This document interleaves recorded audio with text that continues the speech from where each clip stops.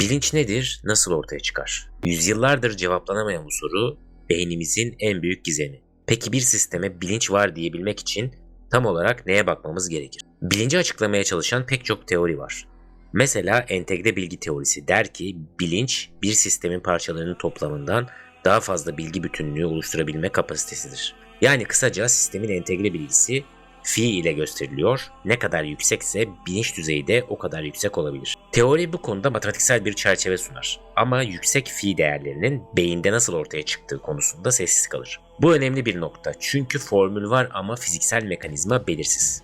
Benzer şekilde küresel çalışma alanı teorisi bilinci beynin farklı bölümleri arasında bilginin yayılması yani küresel yayın yapması olarak tanımlar. Beyin adeta bir tiyatro sahnesi gibi dikkat edilen bilgiyi projektör altında her yere duyurur. Özgür enerji prensibi gibi yaklaşımlar ise beynin istatistiksel olarak sürprizi minimize ettiğini söyler. Bu teoriler algı ve dikkat gibi konuları çok iyi açıklıyor. Ancak hiçbiri bilinç deneyiminin dinamik olarak nasıl oluştuğunu tam olarak gösteremiyor. Sonuçta hepsi bilincin neyi yaptığına dair görüşler veriyor. Fakat o nasıl oluşuyor sorusu hala muallakta. Bilim insanları genel olarak bilincin ortaya çıkması için beynin farklı kısımlarının birlikte ve bütünleşik çalışması gerektiği konusunda hemfikir. Ancak nasıl bir birliktelik?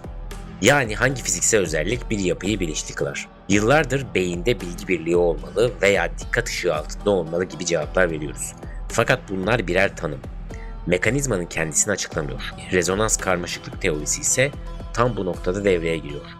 Bilinci açıklamak için doğrudan fiziğe yani rezonansa bakmamız gerektiğini söylüyor. Bu teori bilincin beyin içindeki salınımların kararlı girişim desenleri oluşturmasıyla ortaya çıktığını öne sürmektedir. Beynimizdeki milyarlarca farklı nöron farklı frekanslarda elektriksel dalgalanmalar meydana getirir. Bu dalgalar yapıcı girişim yani üst üste gelerek güçlenme yoluyla kendiliğinden düzenli rezonans desenleri oluşturabilir. Eğer oluşan desen yeterince karmaşık, uyumlu, güçlü ve kalıcı ise işte o zaman bilinçli bir hal ortaya çıkabiliyor. Yani bilinç belirli bir eşik değerinin üzerinde örgütlenmiş rezonanslı karmaşıklık demek. Peki bu eşik nasıl ölçülüyor? İşte burada Complexity Index devreye giriyor. Bu indeks bir sistemin bilinç seviyesini sayısal olarak ifade etmeye çalışan birleşik bir ölçü. Formülü basitçe açıklayalım. D fraktal boyut, G sinyal kazancı, C uzaysal koherans ve Tau da çekici kalma süresi. Bunun gibi 4 farklı temel özelliği çarparak tek bir değer elde ediyoruz. Formül çarpımsal olduğu için bu unsurlardan herhangi biri 0 ise Complexity indeksi de 0 oluyor. Yani bilinç düzeyinin anlamlı olabilmesi için hepsinin bir arada bulunması şart. Fraktal boyut rezonans deseninin ne kadar iç içe ve çok ölçekli olduğunu göstermektedir. Desen küçük ölçekten büyük ölçeğe zoom yaptığımızda hala detay ve karmaşıklık barındırıyorsa D yüksek demektir. Beyindeki bilinçli bir durum tıpkı bir fraktal desen gibi farklı ölçeklerde zengin yapı göstermeli. Sinyal kazancı ise beyindeki dalga aktivitesinin genliği ve enerjisi diyebiliriz. Bir bölgedeki nöral dalgalar ne kadar güçlü titreşiyorsa G o kadar yüksek. Bilinç için bazı beyin bölgelerinin yeterince yüksek sesle yani güçlü sinyalle devrede olması gerekiyor. Uzaysal koherans da mekansal uyum demek. Komşu nöral grupların aynı anda aynı fazla titreşmesi. Yüksek koherans beynin geniş bir alanda senkronize çalıştığını, dalgaların birbirini pekiştirdiğini gösterir. Bu uyum olmadan dalgalar birbirini söndürebilir ve düzenli bir şekilde oluşmaz. Kalma süresi olan Tau ise oluşan rezonans deseninin ne kadar süre kararlı kaldığıdır. Bir anlık parlayıp sönen, hemen dağılan bir desen yerine en azından 100 milisaniye veya üstü bir süre devam eden bir dalga deseni gerekiyor. 100 milisaniye kritik bir eşik olabilir. Yaklaşık bir göz kırpma süresi kadar kararlı bir desen, bilinç için gerekli görülüyor. Bu 4 bileşen formülde çarpım halinde yer alıyor. Bu da şu anlama geliyor. Eğer bir tanesi bile eksik kalırsa Complexity Index değeri düşük çıkıyor. Yani sistem bilinç eşiğini geçemiyor. Örneğin desen çok karmaşık ve güçlü olsa bile eğer uyum yani koherans yoksa hemen dağılıyorsa Complexity Index bilinçli diyebileceğimiz seviyeye ulaşmıyor. Bu teoriye göre bilinç ancak bu bileşenlerin hepsi bir arada ve yeterli seviyedeyse ortaya çıkabilir. Bu teoriyi test etmek için araştırmacılar küçük ölçekli bir beyin benzeri simülasyon da yapmışlar. 2 boyutlu bir düzlemde rastgele yerleştirilmiş birkaç dalga kaynağı kendi halinde titreşiyor. İlginç olan sisteme dışarıdan hiçbir girdi verilmemesine rağmen basit modelde bile zamanla kendi kendine rezonans desenleri oluşmuş. Üstelik desenler bu teorinin öngördüğü Complexity Index eşiklerini yakalıyor. Yani karmaşıklık uyum, güç ve süre kriterlerini sağlıyor.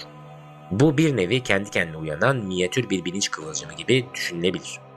Elbette bu simülasyon gerçek bir beyin değil. Ancak sadece dalgaların fiziksel etkileşimiyle bile bilinç benzeri bir düzen çıkabileceğini göstermek açısından önemli. Beynimizdeki dalgalar farklı frekans bantlarında olur. Örneğin delta yavaş, teta, alfa, beta, gamma hızlı gibi. Bu teori bilinç için bu bantların birbirine uyumlu katmanlar halinde çalışması gerektiğini söylüyor. Düşük frekanslı yavaş salınımlar adeta bir zemin oluşturarak yüksek frekanslı hızlı dalgaların üzerine inşa olmasını sağlıyor. Kompleksite indeks hesaplaması tek bir katmanda kalmıyor. Çok bantlı bir yapıda tanımlanıyor. En yavaş bant örneğin delta bir temel kompleksite indeks değerini oluşturuyor. Sonra bir üst bant theta bunun üzerine ekleniyor. Ama ancak alttaki bant kararlıysa bu şekilde her bant daha yavaş olanın yarattığı bilinç zeminine katkı yaparak hiyerarşik bir bilinç yapısı kuruyor. Eğer alt katmanda yeterli rezonans yoksa üst katmanların da etkisi olmuyor. Yüksek frekanslı aktiviteler alt frekansların desteği olmadan gelip geçici gürültü olarak kalmaktadır. Gerçekte beyinde de benzer bir katmanın etkileşimi olduğuna dair ipuçları var. Örneğin insan beyninde yüksek frekanslı gamma dalgalarının daha yavaş teta dalgalarının belli fazlarına kilitlendiği gözlemlenmiştir. Hafıza geri getirirken hipokampüste teta gamma çiftleri oluşuyor. Yani yavaş bir teta salınımı üzerine binecek hızlı gamma titreşimine adeta kapı açıyor. Bu gözlem beynin farklı ölçeklerdeki dalgaları eş güdümle entegre ettiğini göstermektedir. Teori de işte bu tür çok ölçekli rezonans bütünleşmesinin bilinç için kritik olduğunu vurguluyor. Peki rezonans desenleri nasıl bir şekle sahip? İşte burada dalga geometrisi devreye girmektedir. Rezonans dediğimizde gözümüzde canlandırmak zor olabilir. Ama klasik bir deney bunu çok güzel gösteriyor. Chladni desenleri. Bir metal plakayı belirli bir frekansla titreştirirseniz üzerine serptiğiniz kumlar düzenli geometrik şekiller oluşturur. Frekansı değiştirirseniz kum farklı bir desende toplanır. Bu desenler titreşen sistemdeki düğüm noktalarını yani hareketin olmadığı sakin bölgeleri ortaya çıkarır. Sonuç inanılmaz güzellikte karmaşık şekiller. İşte beynimizde oluşan rezonans desenlerini hayal gücüyle 3 boyuta taşırsak belki de buna benzer karmaşık Chladni şekilleri düşünmeliyiz. Kum taneleri yerine nöronların aktivitesi, plaka yerine beyin dokusu. Frekansı beyin dalgalarımız belirliyor ve ortaya bilinç dediğimiz o zengin örüntü çıkıyor. Teorinin matematiksel modelinde beynin böyle rezonanslı bir duruma geçmesi kompleksite indeks değerini tepe noktasına çıkarmaktadır. Diyelim ki gerçek bir beyinde kompleksite indeksi anlık olarak ölçebiliyoruz. Tıpkı bir EEG cihazı gibi. Hayali bir deney düşünelim. Bir kişinin beynine EEG benzeri bir cihaz bağlayıp kompleksite indeksi eğrisini takip ediyoruz. Kişi derin uykuya dalarken bu indeks düşüyor.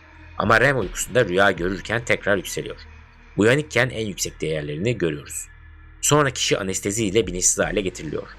Ve bu indeks değeri tamamen taban yapıyor. Ardından kişi uyandırılıyor ve kompleksite indeks grafiği hızlı bir yükseliş gösteriyor.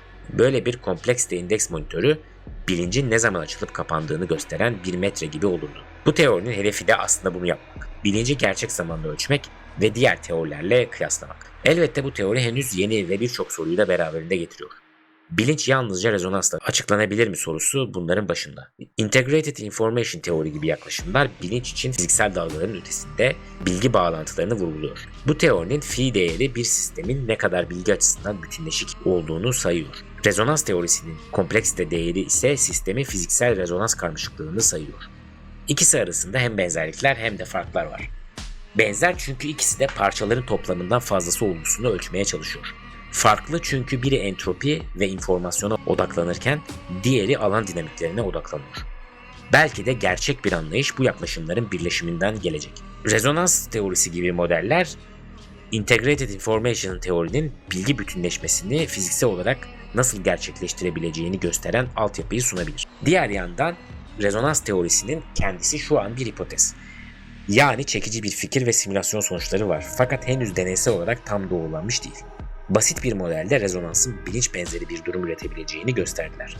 Ancak gerçek beyin çok daha karmaşık. Teorinin mevcut simülasyonu neokorteksin kıvrımlarını, farklı beyin bölgelerinin özel bağlantılarını veya nöronların ayrıntılı davranışlarını içermiyordu. Bir anlamda bilinci oluşturan çekirdek fiziksel mekanizmayı izole edip gösterdi. Ama bunu beyinde gerçek zamanlı olarak göstermek ayrı bir mesele.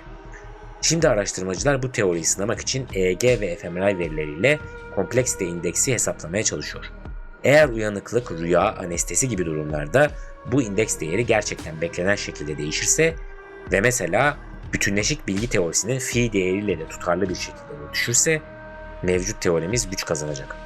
Aksi halde yeni rezonans ölçümleri bilinç hallerini öngörmezse teori zayıflayacak.